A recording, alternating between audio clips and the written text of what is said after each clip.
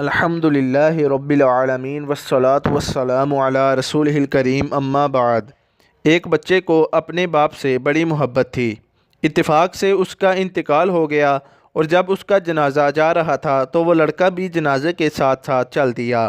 رو رو کر لڑکے کا برا حال ہو رہا تھا، بڑی چیخو پکار کرتا جا رہا تھا اور کہتا تھا، اے میرے پیارے ابا، آخر یہ لوگ تجھے کہاں لے جا رہے ہیں؟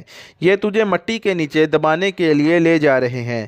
اے میرے ابا، یہ لوگ تجھے تنگ و تکلیف دے گھر میں لے جائیں گے۔ نہ اس گھر میں بوریا ہے، نہ بستر ہے، نہ قالین ہے، نہ کوئی روشن دان ہے، نہ کوئی چراغ ہے کہ جس سے رات کے وقت روشنی ہو سکے، نہ اس میں کھانے پینے کے لیے کوئی چیز ہے۔ اے ابا، اس گھر کا تو دروازہ بھی نہیں ہے، نہ اس کی چھت ٹھیک ہے، نہ بالا خانہ درست ہے۔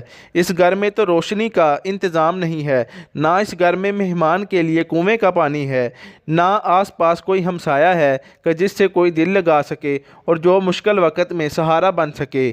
ہائے میرے ابا، تیرے پیارے جسم کو یہ لوگ تنگ و تاریک گھر کے سپرد کر آئیں گے۔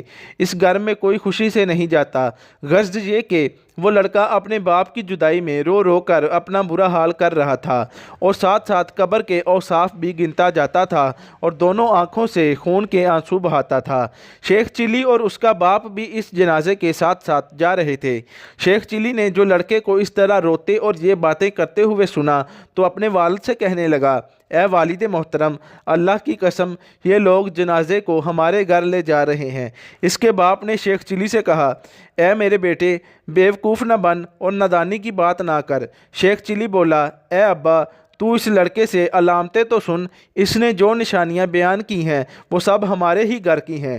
شیخ چلی کا جواب سن کر اس کا باپ بیچارہ چپ ہو گیا۔ وما علینا الا البلاغ المبین۔